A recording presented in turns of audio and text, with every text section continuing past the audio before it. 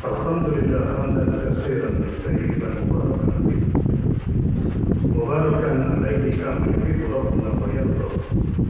Asyhadu an la ilaha illallah wa asyhadu anna sayyidina Muhammadan abduhu wa rasuluh. Allahumma shalli ala sayyidina Muhammad wa ala ali sayyidina Muhammad wa sallam tasliman katsiran wa usiru ibadallah wa iyyakum innallaha qad fawzan 'azima. A'udzu billahi minasyaitonir rajim. Ya ayyuhalladzina amanu taqullaha haqqa tuqatih wa la tamutunna illa wa antum muslimun. Al-ayat. Sallallahu alaihi wasallam. Wa qala aidan, a'udzu billahi minasyaitonir rajim. Qalu aidza mitna wa kunna turaban wa idhaman a inna lamab'uthun fil hayat. Sallallahu alaihi wasallam.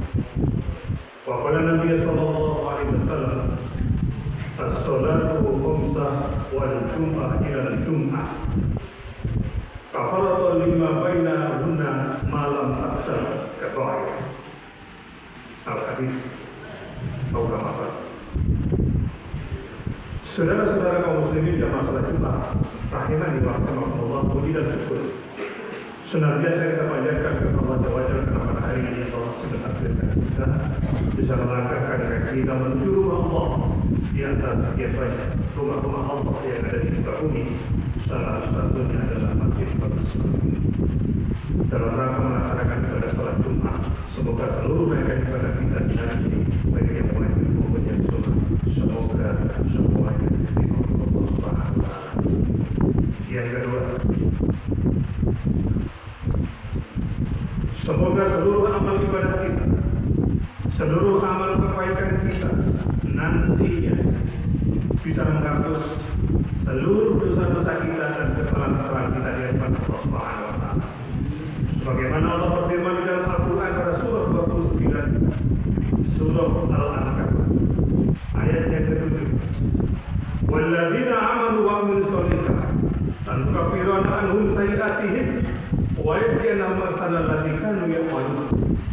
Dan orang-orang yang beriman dan yang mengadakan kebajikan, kata Allah, pasti akan kami hapus kesalahan-kesalahannya, dan mereka pasti akan kami beri balasan yang lebih baik dari apa yang mereka kerjakan. Salawat dan salam senantiasa tersanjung kepada junjungan kita Rasul Muhammad SAW beserta sahabat dan keluarganya yang senantiasa melakukan bimbingan dan suri teladan kepada kita umat Islam. Semoga saat akhir hayat kita senantiasa berpegang kepada sunnah-sunnah beliau sehingga pada akhir nanti kita mendapatkan syafaat dari baginda bersama Muhammad SAW.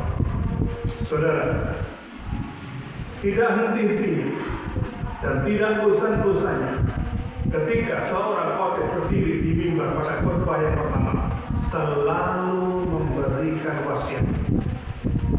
Karena itu sudah tata cara seorang khotib di dalam memberikan khutbah Jumat agar khutbahnya sah dan sempurna. Maka izinkanlah pada khutbah yang pertama ini kita memberikan wasiat.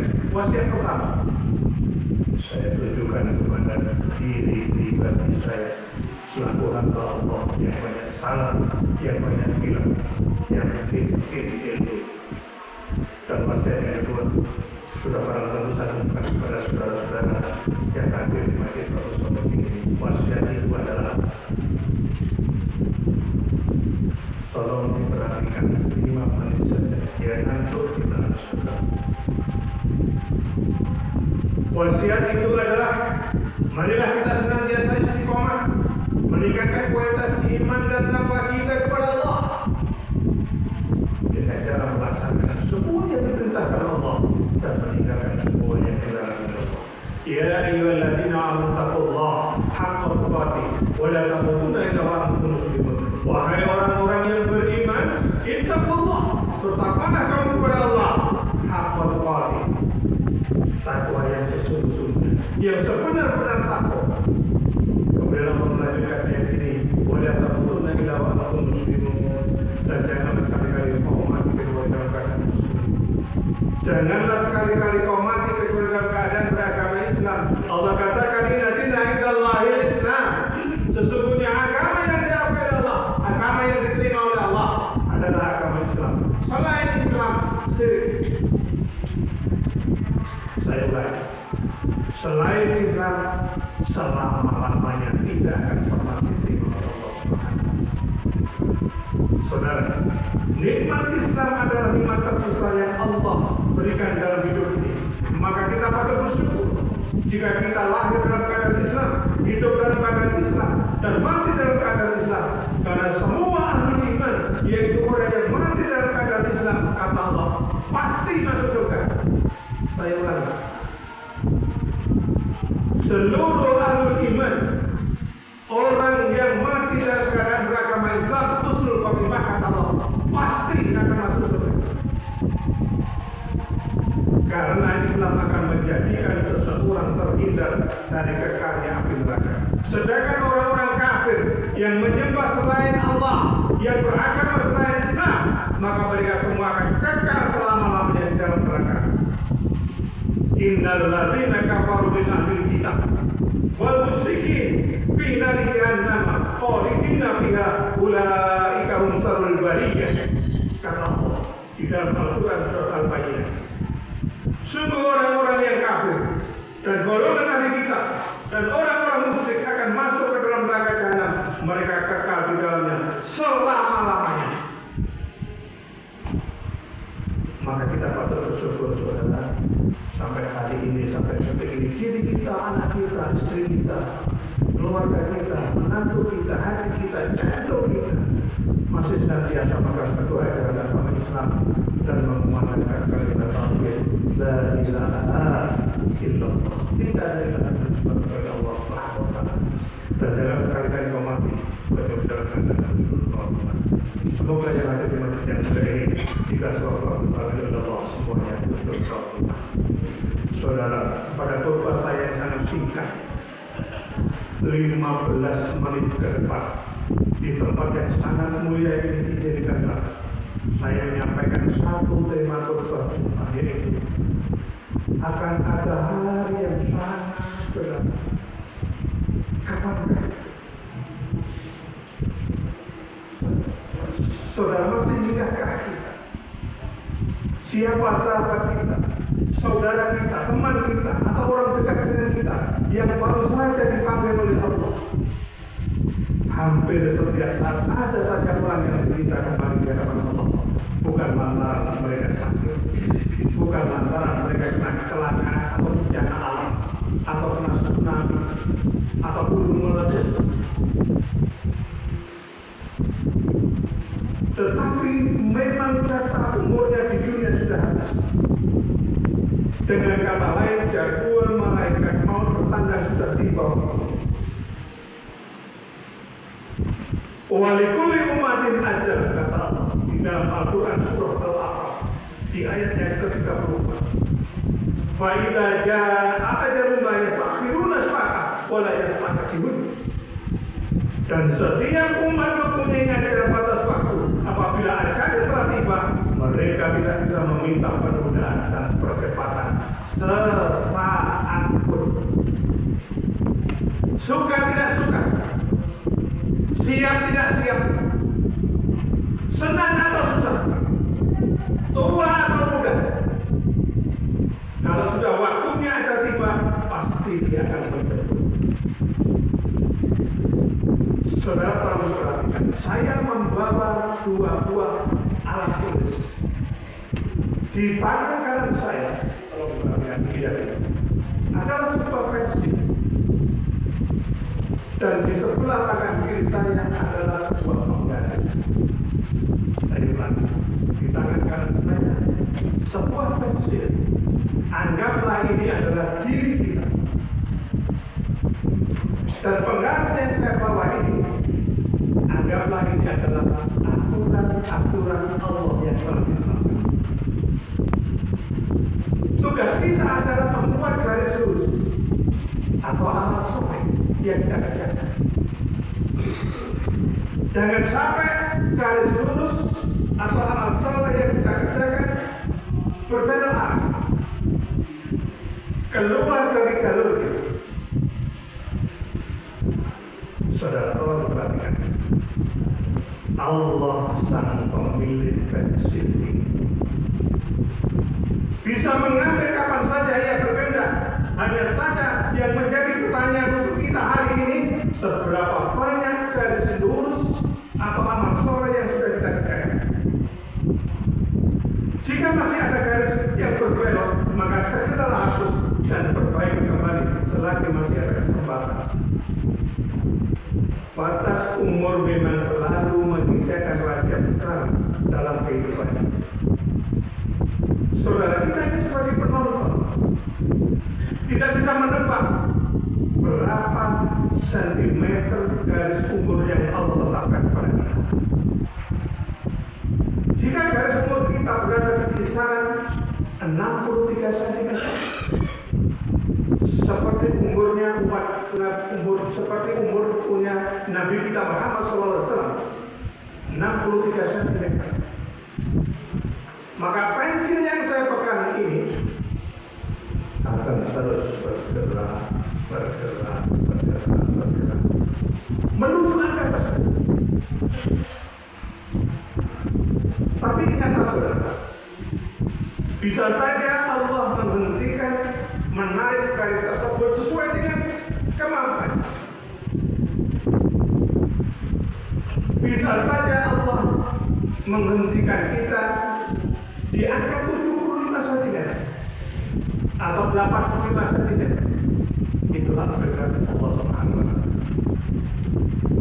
Allah adalah zat yang telah merencanakan berapa panjang garis umur manusia. Begitu pula garis umur kita yang tersisa hari ini. Kita tidak tahu sampai batas ukuran berapa sentimeter garis umur kita akan dihentikan oleh Allah Subhanahu wa Ta'ala. Tugas kita adalah meninggalkan jejak-jejak garis lurus atau amal soleh yang telah kita kerjakan untuk kita bertanggungjawabkan di hadapan Allah Subhanahu wa Ta'ala. Yang menjadi pertanyaannya adalah, sudah berapa banyak garis lurus atau amal soleh yang kita kerjakan untuk bekal menghadap di hari yang sangat berat, yaitu hari pertama kita dalam kubur. Hari yang sangat berat, yaitu hari pertama, malam pertama kita berada di dalam kubur. Perlu saya sampaikan saudara, alam kubur tidak pernah mengenal hari itu.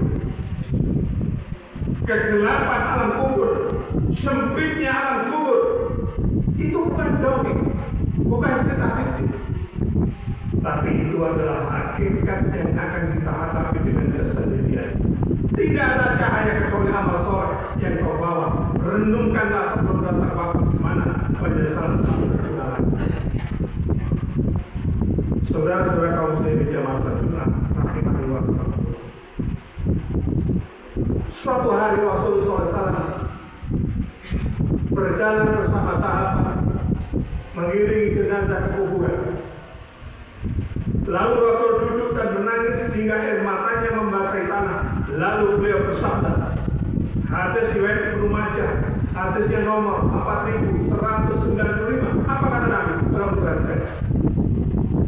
Wahai saudaraku, untuk yang seperti ini hendaklah kalian mempersiapkan diri. Qul innal mauta allati tafiruna minhu fa innahu mulaqikum tsumma turaduna ila alimil ghaib was-syahadah. Fa inna bikum bila kuntum ta'malun. Kata Allah di dalam Al-Quran surah 60 ayat 3. Katakanlah sesungguhnya kematian yang kamu lari daripadanya, ia pasti menemui kamu. Kemudian kamu akan dikembalikan kepada Allah yang mengetahui yang gaib dan yang nyata. Lalu dia beritakan kepada apa yang telah kamu kerjakan.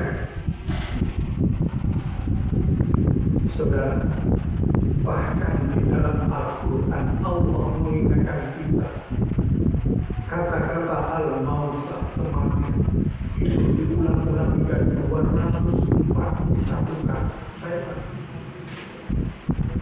Allah mengingatkan kita di dalam Al-Quran kata-kata al-maut, kematian diulang jumlah hingga 241 kali. Ini menunjukkan bahwa kehidupan di alam kubur lebih lama daripada kehidupan di dunia. Contoh yang pertama, Imam An-Nawawi, ahli hadis,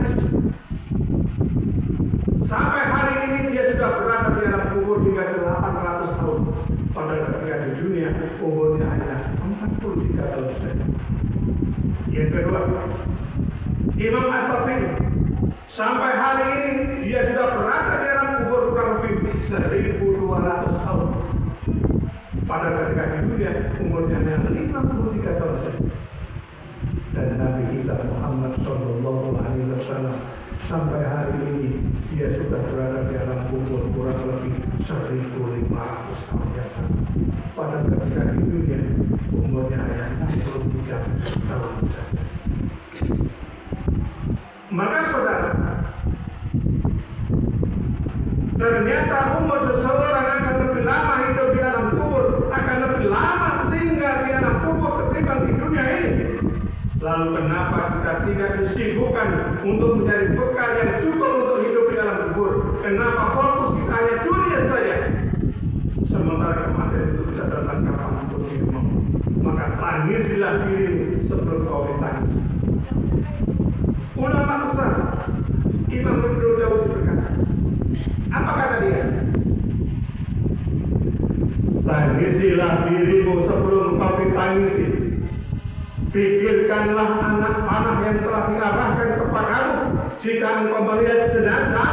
Ini kata Imam Ibnu Jauzi. Maka anggaplah itu adalah jenazahmu.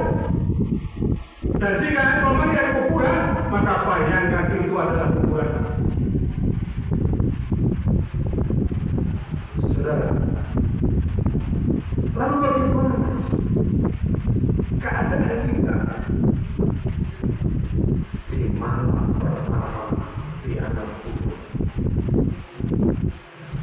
Saat kita mati kemudian dikuburkan, maka saat itu adalah menjadi malam pertama kita berada di alam kubur sendiri, sepi, sunyi, tanpa ada orang menemani, tanpa anak, tanpa istri, tanpa saudara, tanpa keluarga, tanpa sahabat karib. Dan yang hanya ada adalah diri kita sendiri dan amal ibadah kita, jika itu pun kalau ada. Yang kedua, hari yang sangat berat itu, hari pertama malam kita di alam kubur, anak kita menjadi yatim, istri kita menjadi janda.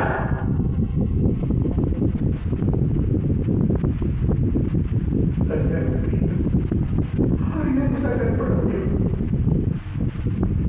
hari pertama kita di alam kubur, yang mengusir kita dari rumah kita yang mewah, yang dulu kita bangun menghabiskan berjuta-juta rupiah, mengusir kita dari rumah megah, dan sekarang kita menempati yang lain yang gelap dan sempit. 1 kali 2 meter saja. Padahal ketika di dunia kafir tanahnya luas, ada di mana-mana. Harta yang dikumpulkan setiap hari dengan mati-matian, setiap hari dia tumpuk hitung. Ternyata tidak ada satu pun yang bisa menegakkan. Alladzi jama'a wa ajadah, yang mengumpulkan harta dan menghitung setiap hari, kumpul hitung.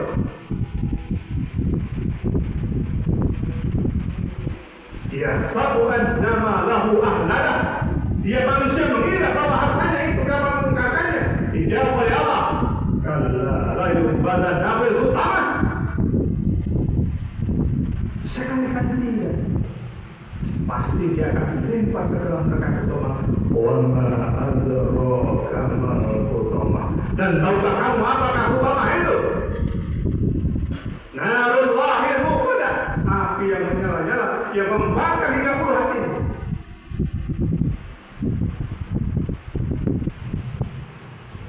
Dan yang terakhir, tolong perhatikan, ini adalah hari yang sangat berat. Di malam pertama dalam kubur, tubuh kita ini menjadi serta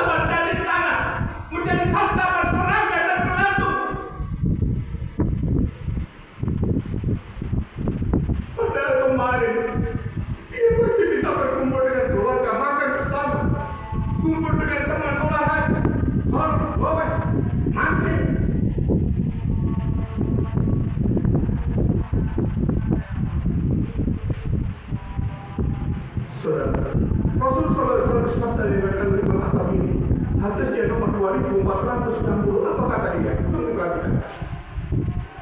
Fa innahu lam yati 'alal qabri yaumu ila fakallama fihi wa yaqul inna baitul qurbah wa anna baitul wada wa anna baitul turab wa anna baitul tur. Yang artinya tidak terlintas sesuatu di dalam kubur, melainkan kubur akan berkata, saya adalah rumah pengasingan. Kubur berkata, aku adalah rumah kesendirian dan aku adalah rumah belaka.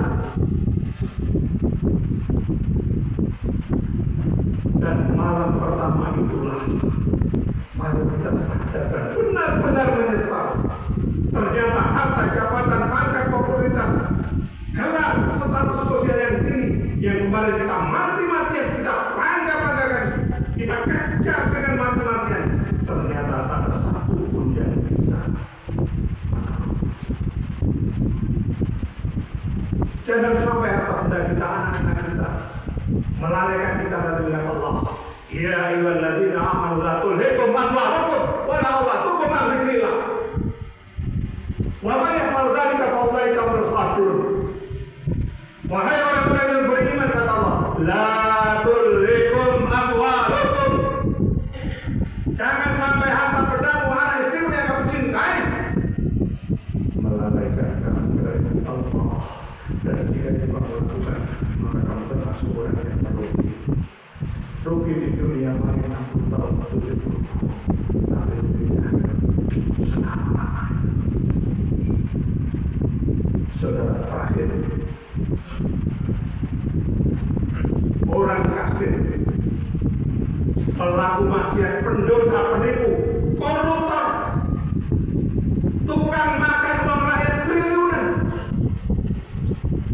tukang caci maki, fitnah, doa. Maka besok ketika dia mati, orang berperhatian dan jangan tersinggung. Orang modal tersebut akan didatangi malaikat maut yang wajahnya kasar dan bengis. Malaikat maut tersebut membawa masuk dari neraka. Apa itu tak masuk? Masuk itu kain kafan dari neraka yang baunya busuk seperti bangkai berwarna hitam. Malaikat maut ini duduk di samping kepalanya seraya memanggil, wahai jiwa yang busuk, keluarlah rohmu menuju murka Allah. Rohnya ketakutan dan terpencar ke seluruh ujung tubuhnya. Lalu malaikat maut ini menariknya, sebagaimana kancu bercabang banyak ditarik dari uang yang basah hingga membuat putus pembuluh darahnya dan tulang-tulangnya hancur berkeping-keping.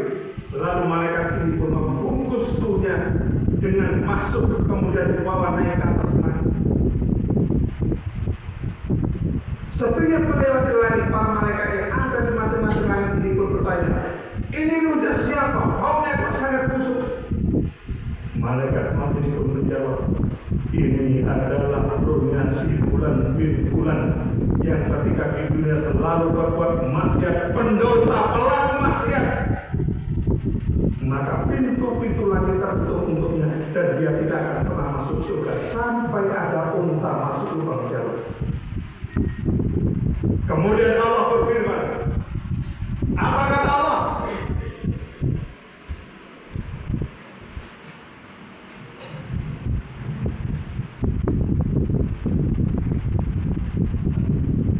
Tulislah roh orang ini di sijin. Apa itu sijin, Ustaz? Sijin itu tempat yang paling jelek di bumi yang paling dasar. Maka alangkah ngerinya sekiranya aku melihat pada waktu orang-orang kafir, pendosa, pelaku maksiat, koruptor berada dalam kesakitan saat satu maut. Malaikat maut ini akan memukul punggungnya dengan tangannya dan memaksa ruhnya untuk keluar, dan sakitnya saat maut ini seperti mengguliti kambing hidupnya. Kita berdoa bersama-sama, saudara Allah, jauhkan kita dari siksa kubur dan azab kubur. Semoga Allah jadikan dalam kubur kita seluas mata memandang. Dibukakan pintu surga, dikirim angin yang ringan dari surga, dikirim teman yang setia menemani kita dalam kubur dengan wajah yang sangat berbawa, baju yang sangat indah dan kaum yang sangat aman.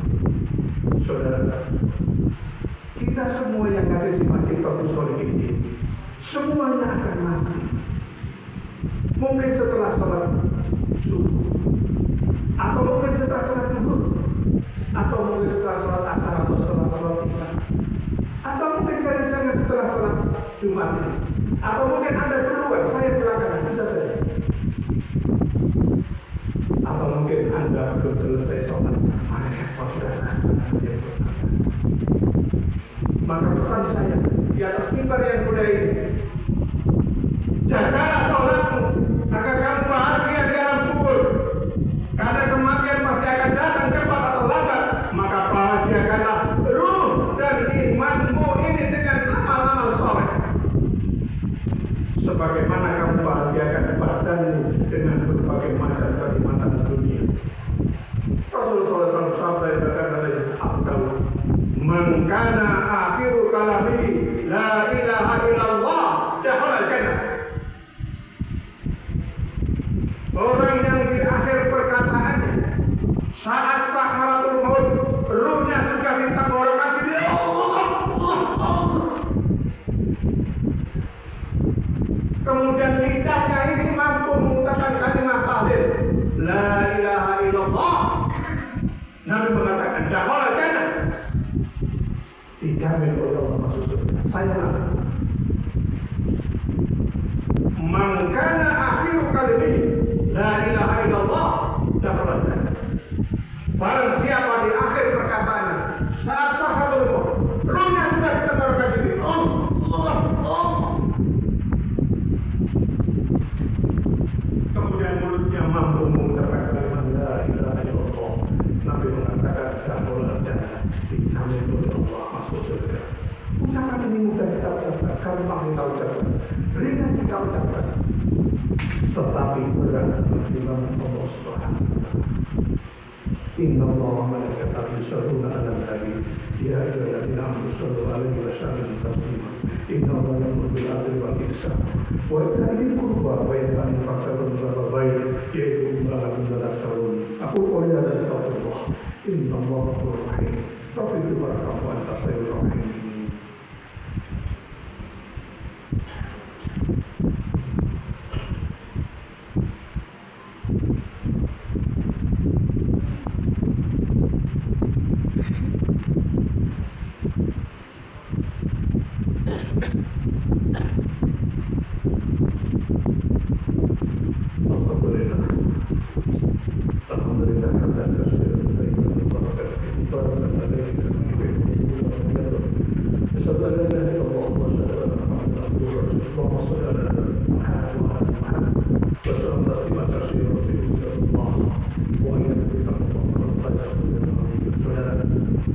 Pada kurva yang kedua ini izinkan saya menyampaikan satu kesimpulan dari kurva yang pertama. Ketika saudara masih hidup seperti ini, kamu mungkin seorang miliarder, orang yang kaya raya, punya banyak uang, rumahmu ada di mana-mana, mobilmu ada di mana-mana, depositomu miliar. Mungkin kau seorang tokoh terkenal, pejabat tinggi negara, memiliki gelar yang panjang, tetapi ketahuilah saudara, di hadapan malaikat maut kamu tidak lain hanyalah sebuah nama yang sudah ada dalam daftarnya, tinggal tunggu waktunya saja. Maka barang siapa yang mengingat tentang nasihat kubur, maka ia akan dibuatkan tempat yang mulia di surga Allah Subhanahu wa Ta'ala. Ada 7 nasihat kubur. 1, paragraf. Kubur akan berkata, aku adalah tempat yang sangat gelap, maka terangilah aku dengan sholat tahajud. Yang kedua, kubur berkata, aku adalah tempat yang sangat sempit, maka luaskanlah aku dengan silaturahim. Yang ketiga, aku adalah tempat yang sangat sepi, maka ramaikanlah aku dengan bacaan-bacaan Al-Quran. Dan Dan yang keempat, kubur berkata, aku adalah tempat yang sangat menjijikkan, maka usirlah aku dengan sedekah. Dan yang kelima, kubur berkata, tolong diperhatikan, aku adalah yang akan menjepitmu hingga tulang belulangmu hancur berkeping-keping. Maka bebaskanlah jepitanku itu dengan sholat. Dan yang keenam, kubur berkata, aku adalah tempat untuk merendammu dengan cairan yang amat menyakitkan, maka bebaskanlah rendaman itu dengan puasa. Dan yang terakhir, ketujuh,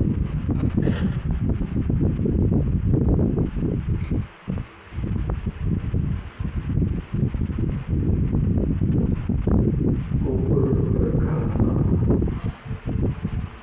aku adalah tempat malaikat mungkar dan nakir bertanya, maka persiapkanlah jawabanmu dengan banyak mengucap kalimat takbir, la ilaha illallah. Semoga semuanya bersyukur. Mari kita bersama-sama selalu mengakui dosa kita, menjadi sama menjadi. Semoga Allah jadikan keluarga kita sakinah mawaddah, putra putri kita soleh-soleha, dan semoga akhirnya kita semuanya bersyukur. Alhamdulillah Bismillahirrahmanirrahim. Allahumma sholli ala sayyidina Muhammad wa ala ali sayyidina Muhammad. Alhamdulillahirabbil alamin. Allahumma ighfir lil mu'minina wal mu'minat wal muslimin wal muslimat al-ahya'i minhum wal amwat. Allahumma ighfir lana dzunubana wa li walidayna wa hum kama rabbayana shighara. Allahumma inna as'aluka bi husnil khatimah. Allahumma arzuqna taubatana suka qabla al-maut. Allahumma ya muqallibal qulub sabbit qalbi ala dinika ya rahman. Rabbana atina fid dunya hasanah wa fil akhirati hasanah wa qina adzabannar.